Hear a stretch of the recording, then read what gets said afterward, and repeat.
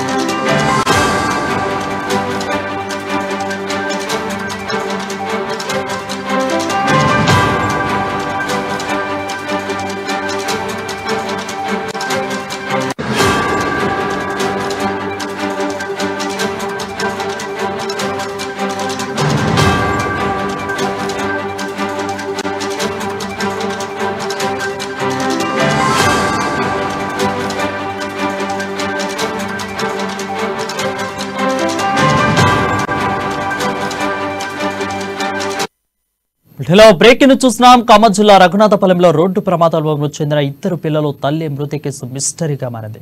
Car చెట్టును ఢీకొట్టడంతో తల్లి పిల్లలు మృతి చెందగా భర్త ప్రవీణ్ తీవ్ర గాయాలతో ఆసుపత్రిలో చికిత్స పొందుతున్నారు. అయితే ముగ్గురి మృతదేహాలపై గాయాలు కనిపించకపోవడంతో కుటుంబ సభ్యులు అనుమానం వ్యక్తం చేస్తున్నారు. భర్త ప్రవీణ్ వారిని చంపి రోడ్డు ప్రమాదంగా చిత్రీకరిస్తున్నారని మృతురాలి బంధువులు ఆందోళన వ్యక్తం చేస్తున్నారు. అయితే పోస్ట్మార్టం రిపోర్ట్ వచ్చాక ప్రమాదమాలేక హత్య అనేది తెలుస్తుందని పోలీసులు తెలుపుతున్నారు. ఇక దీనిపై మరింత సమాచారం మా ప్రతినిధి ఖమ్మం నుంచి ఉపేంద్ర లైవ్ ద్వారా అందిస్తారు. ఉపేంద్ర, చెప్పండి.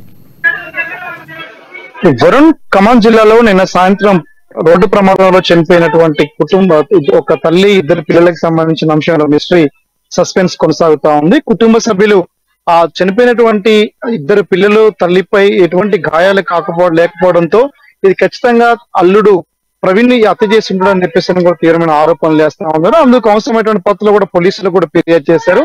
ఖమ్మం నిన్న సాయంత్రం నుంచి ఇప్పటి వరకు కూడా కుటుంబ సభ్యులు ఖమ్మంలో ప్రభుత్వ ఆసుపత్రిలో ఉన్న మార్చిడి వద్ద పహార కాస్తూ తమకు తగిన న్యాయం చేయాలని చెప్పేసి కూడా డిమాండ్ చేస్తున్నాం. ప్రస్తుతం మనం ఖమ్మం ప్రభుత్వ ఆసుపత్రి దగ్గర మనం ఇక్కడ ఉన్నాం. మార్చిడిలో సంబంధించినటువంటి ముగ్గురు శవాలకు చెందినటువంటి వాటందరూ కూడా భద్రపరుస్తూ ఇక్కడ శవ పరీక్షలు నిర్వహించేందుకోసం కూడా కుటుంబానికి చెందినటువంటి కుటుంబ సభ్యుల యొక్క డిమాండ్స్ మేరకు పోలీసులు కూడా ఆపత్తుల శవ పరీక్ష నిర్వహించేందుకోసం కూడా అక్కడ కుటుంబం మొత్తం కూడా ఈ రోజు అక్కడ ప్రభుత్వ ఆసుపత్రి వద్ద వెయిట్ చేస్తా ఉన్నారు.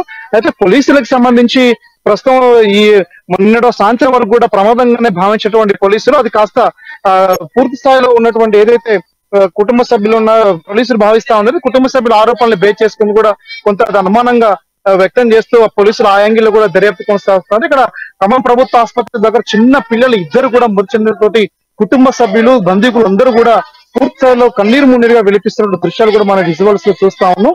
అయితే రఘునాథపాలెం మండలం నుంచి హరియతండ ప్రాంతంలో జరిగిన ప్రమాదంలో కారు కేవలం ముందు భాగం మాత్రమే ఆ రకంగా అయింది. కానీ ఇక్కడ కుటుంబ సభ్యులు ఆరోపించినటువంటి భక్తులు కూడా ఏదైతే చనిపోయినటువంటి ఘటన ఉందో ఘటన ప్రాంతంలో ఆనవాళ్లు ఎక్కడ కూడా రక్త పరకలు లేకపోవడం తోటి కొంత అనుమానాన్ని వ్యక్తం చేస్తా ఉన్నారు. కుటుంబ సభ్యులు అందరూ కూడా నిన్నటి నుంచి ఇప్పటి వరకు న్యాయం చేయాలని చెప్పేసి డిమాండ్ చేస్తా ఉన్నారు. దాదాపు 26 లక్షల రూపాయలు కట్టడం ఇచ్చి మేము మ్యారేజ్ చేస్తే మా కూతుర్ని దారుణంగా హత్య చేసి ఈ ప్రమాదంగా చిత్రీకరిస్తే అల్లుడు ధైర్యం ఆడుతా ఉండని చెప్పేసి కూడా ఆరోపిస్తా ఉన్నారు.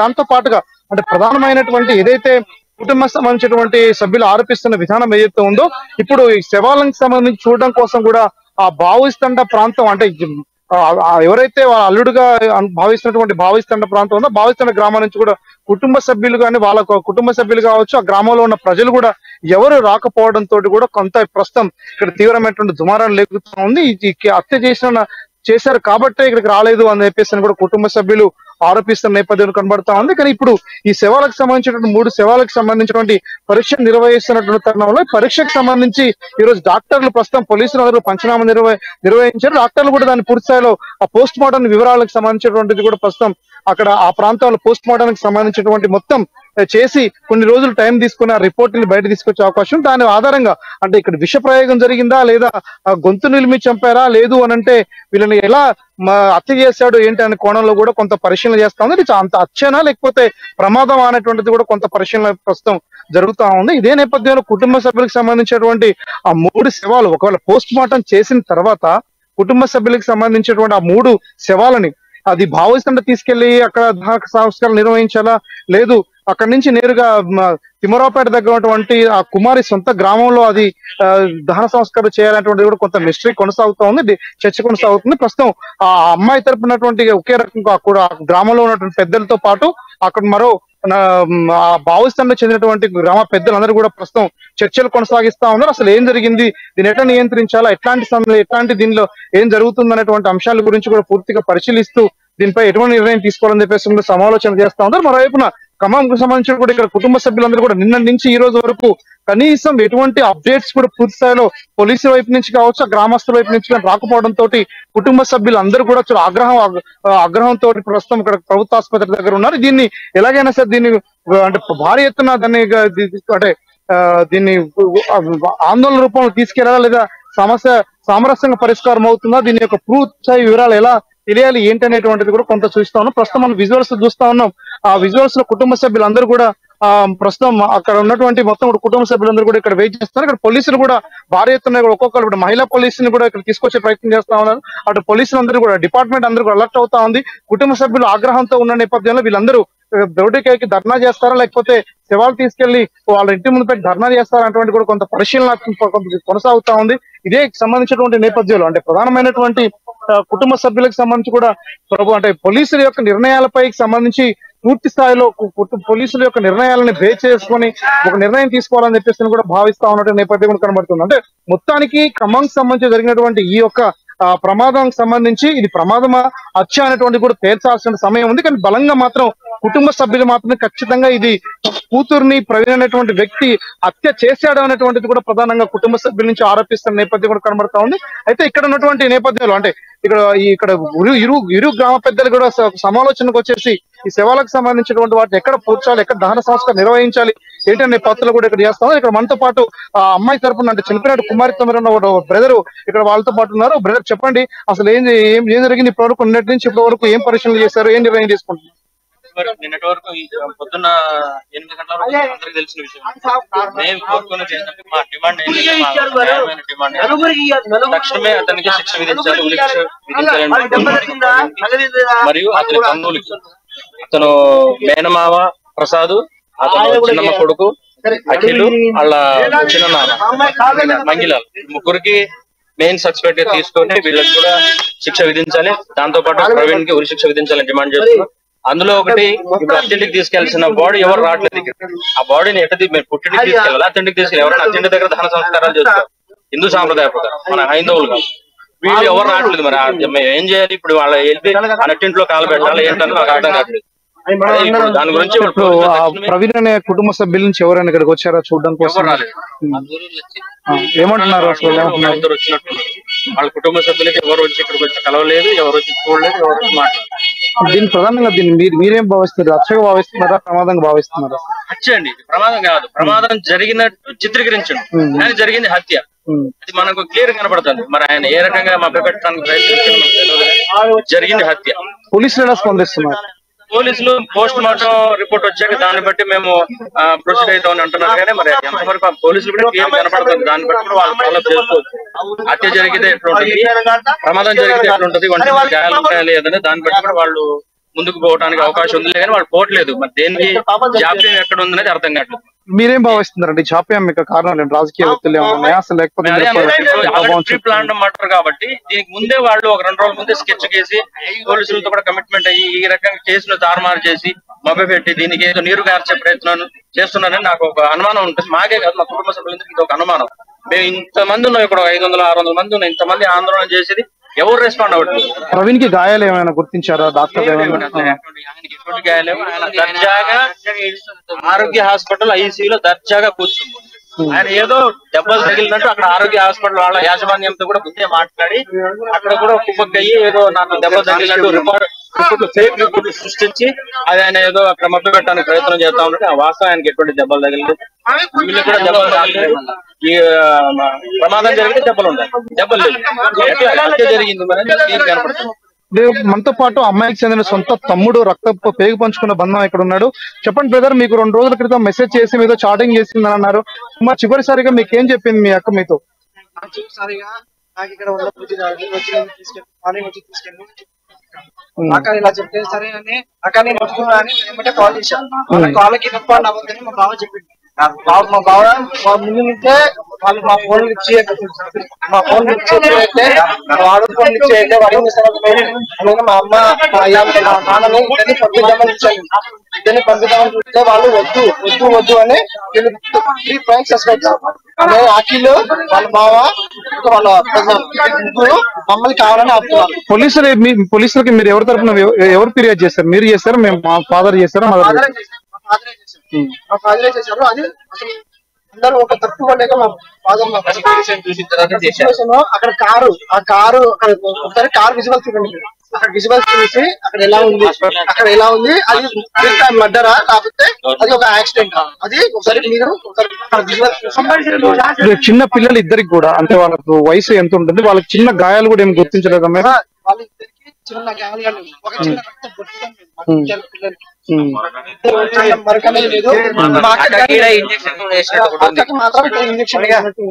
అంటే ఇంజక్షన్ హెల్త్ ఏమైనా బాగలేదు తనకి?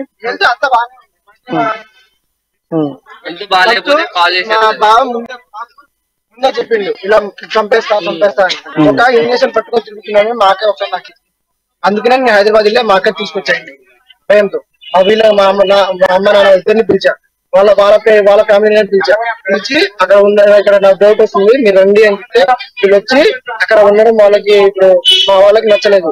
వాళ్ళు అక్కడ హైదరాబాద్ లో చుట్టుపక్కల మా వాళ్ళు ఎవరు లేరు. అక్కడ భయంతో మాకని తీసుకొచ్చారు, వాళ్ళ ఇంటికి తీసుకొచ్చా. 17 days ఏమైందో ఇద్దరు 3 సస్పెక్ట్స్ ప్లస్ వాళ్ళమ్మ, వీళ్ళకి తప్పించి ఇంకెవరికి లేదు. వాళ్ళు అంత టార్చర్ చేస్తే మాకు ఇలా కాదు.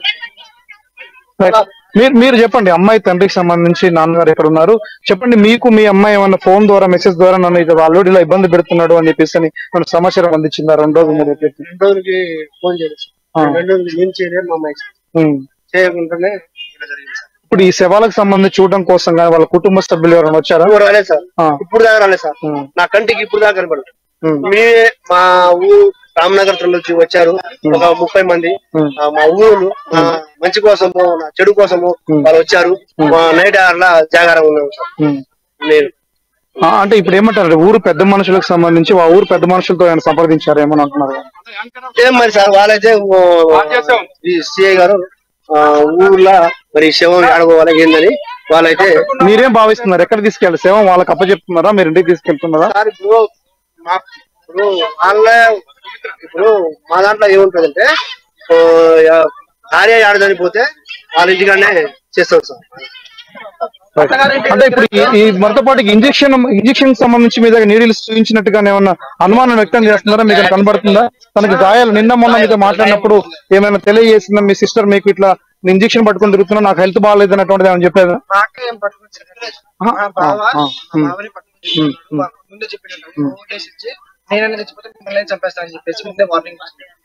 మీరు అవార్డు ఇచ్చి చంపాడని అనుమానిస్తున్నారు, ఎట్లా అసలు ఏం భావిస్తున్నారు?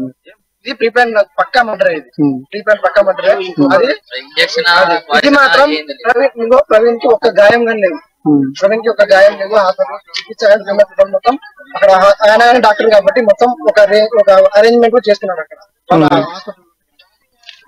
మనతో పాటు ఒక బ్రదర్ ఉన్నారు, ఆయన కూడా చెప్పండి, మీరేం భావిస్తున్నారు ఈ జరిగినటువంటి మర్డర్? నేను కూడా పోయినా బెంగళూరు పోయినని చెప్పాడు. సరే బెంగళూరు పోయినని చెప్తే నాకు నైట్ 11 కాల్ చేశాడు బావ. చేసి బెంగళూరు నుంచి రానన్నాడు బావ. అయితే నేను రాను, అక్కడ టార్చర్ పెడుతుందంటే అయితే అక్క నటించింది బావ రావాలని. బావ రావాలని పెట్టాడు మా అక్క. ఇప్పుడు అక్క పెద్ద పిల్లగాడితో కాల్ చేయ, ఇద్దరు అక్కడే ఉన్నారు. కాల్ చేపించింది. ఇక పిన్ని ఇట్లా ఏదో పాయిజన్ తీసుకుందని నటన. బావ బెంగళూరు నుంచి రావాలని. అయితే బావ నాకు కాల్ చేసింది. అప్పటి నుంచి కాల్ ఎత్తట్లే. బావ నాకు కాల్ చేసి చెప్పిన నువ్వు అక్క ఏడున్నావు అంటే నేను కుకట్పల్లిలో ఉన్నా. వర్జన్ ఇంటికి పోవాలంటూ నేను ఒక అర్ధగంట నాకు పని ఉంటే అర్ధగంట ఆగిన తర్వాత పోయినా. నిజంగానే తలుపు తీయట్లే. అయితే తర్వాత తీసింది అక్క. తీస్తే ఏమైంది అక్క ఇట్లా తలుపు తీయట్లే అంటే బావ బెంగళూరు నుంచి రావాలా, అందుకే ఈ ప్లాన్ చేసినా అన్నది. అవునా అన్న. ఈ ఇద్దరు మాట్లాడుకున్నారు, ఏదో చిన్న చిన్న కష్టం జరిగింది. వాళ్ళ బావ కూడా టార్చర్ పెడతాడు. నేను రానే అంటాడు. మాట అంటే నేను రాను, ఇంటికి రాను, అక్కడ టార్చర్ పెడుతుంది అది ఇది అంటాడు. అది అయిపోయిన తర్వాత నైట్ ఘర్షణ అయిపోయింది. అక్క ఇట్లా చెప్పింది నాకు, అటు కేరళమ్మతో పోయిండ్రా. ఫస్ట్ అయితే బెంగళూరు మేము 5 పోతున్నాం, హాస్పిటల్ నుంచి 5 పోతున్నాం అని చెప్పారు. నిజమే అనుకో. అక్కే మొత్తం బట్టలు ఇస్త్రీ చేసి మరి పంపించింది బావని.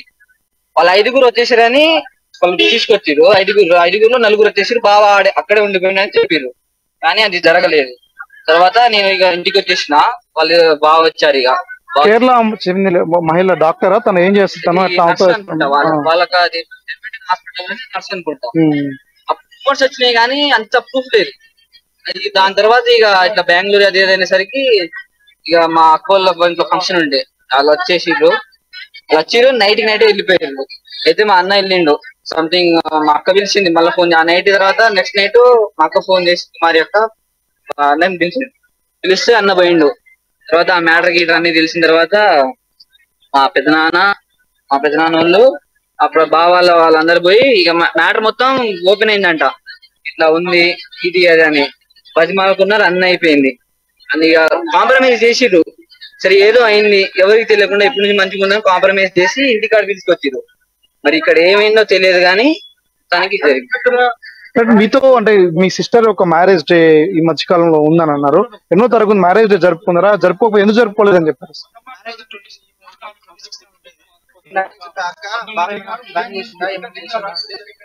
ఏం చేయట్లేదు, బయట ట్యాంక్ బండి పోయి ఒకసారి కేక్ కట్ చేద్దాం నేను అనుకుంటున్నా అని చెప్పింది.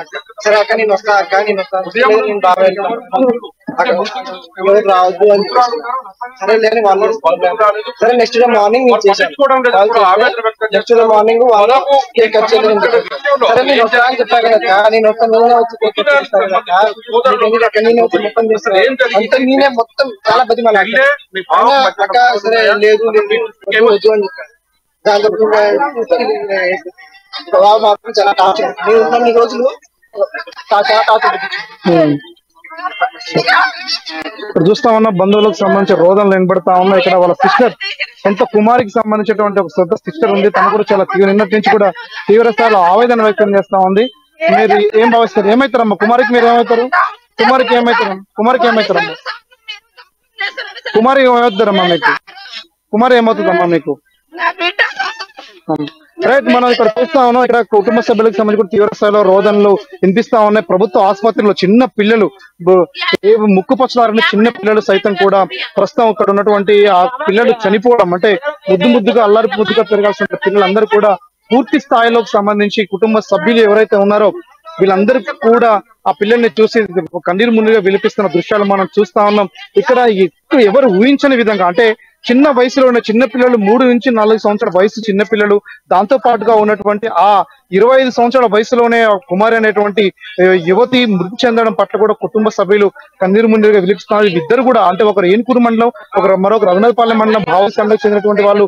కుటుంబ సభ్యులకు సంబంధించినటువంటి వాళ్ళందరూ కూడా ప్రస్తుతం ఇక్కడ ఈ ప్రాంతానికి చేరుకున్నారు. కనీసం ఆడు చనిపోయినటువంటి ప్రాంతానికి సంబంధించినటువంటి డెడ్ బాడీస్ చూడడం కోసం కూడా ప్రవీణ్ తరపున బంధువులు ఎవరు రావలేదు అని చెప్పేసి అనేటువంటిది కూడా తీవ్ర స్థాయిలో ఆవేదన వ్యక్తం చేస్తా ఉన్న నేపథ్యం కనబడుతుంది. బంధువులకు సంబంధించి కూడా కన్నీరు మున్నీరుగా విలపిస్తూ తన యొక్క అంటే ఏదైతే ప్రవీణ్ ఉన్నాడో ప్రవీణ్ ప్రీ ప్లాన్ మర్డర్ గా చెప్తా ఉన్నారు. ఇది అతను హైదరాబాద్ లో ఒక ప్రైవేట్ ఆసుపత్రిలో ఫిజియోథెరపిస్ట్ గా పనిచేస్తున్న ప్రవీణ్ తన చాకచక్యంగా వ్యవహరిస్తూ ఇంజెక్షన్స్ కూడా పట్టుకొని మిమ్మల్ని ఎవరు దోస్తా మిమ్మల్ని చంపుతానని చెప్పేసి అనేటువంటి కూడా భయభ్రాంతులు గురి చేసేవాడని చెప్పేసి అనేటువంటి కూడా కుటుంబ సభ్యులు అంటే తోటి తన కుమారి తన ఆవేదన వ్యక్తం చేసినట్టుగా తెలుస్తోంది. అంటే మొన్న 26వ తారీఖున కుమారి యొక్క ప్రవీణ్ యొక్క పెళ్లి రోజు సందర్భంగా కూడా వాళ్ళ పెళ్లికి సంబంధించినటువంటి ఏర్పాట్లో కనీసం ఎటువంటి సెలబ్రేషన్స్ కూడా చేసుకోలేదు. చాలా తీవ్ర మనోవేదన గురై తన బ్రదర్ తోటి షేర్ చేసుకున్నటువంటి నేపథ్యం కనబడుతోంది. మొత్తానికి ఖమ్మంకి సంబంధించినటువంటి అన్నపాలెం మండలంలో బాల్స్తండ గ్రామంలో జరిగినటువంటి సంచలనాత్మకమైనటువంటి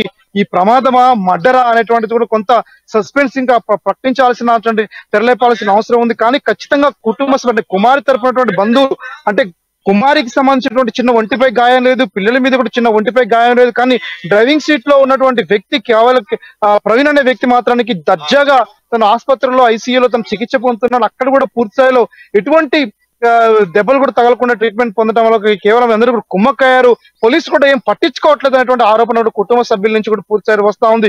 కుటుంబ సభ్యులు అందరూ కలిసి ప్రస్తుతం ఆ డెడ్ బాడీని ఎక్కడికి తీసుకెళ్లేసి ఎక్కడ దహన సంస్కరణ నిర్వహించాలనేటువంటి కూడా కొంత సస్పెన్స్ మాకు ఏం తోచట్లేదు అని చెప్పేసి కూడా మనోవేదన చెబుతా ఉన్నారు. కనీసం ఇప్పటివరకు కూడా అంటే నిన్న సాయంత్రం నుంచి ఇప్పటివరకు కూడా కుటుంబ సభ్యులు కన్నీరు మునీరు విలిపిస్తా ఉన్నారు. సరే ఇక్కడ అధికారులు కానీ ఇక్కడ డాక్టర్లు కానీ సీరియస్ గా తీసుకొని ముందుకు పోవట్లేదు అనేటువంటిది కూడా కుటుంబ సభ్యుల నుంచి ఆరోపణలు వస్తా ఉన్నాయి. ఏదేమైనా సరే ఇట్లాంటి సంఘటనకు సంబంధించి ఖమ్మం జిల్లాని అంటే గతంలో సత్తుపల్లి నియోజకవర్గం తల్లాడ మండలం గోపాలపేటలో ఇటీవల కాలంలో ఈ విషం ఇచ్చి చంపినటువంటి ఏదైతే తండ్రి ఇద్దరు పిల్లల్ని కన్న తల్లిని చంపాడో ప్రస్తుతం ఇద్దరు కూతుర్లని సొంత కట్టుకున్న భార్యని కలతీర్చేటువంటి విధానానికి సంబంధించి మాత్రం కూడా ఖమ్మం జిల్లాలో ప్రతి ఒక్క మానవ దృక్పథం ఏ ఒక్కరు కూడా ఉపేక్షించట్లేదు.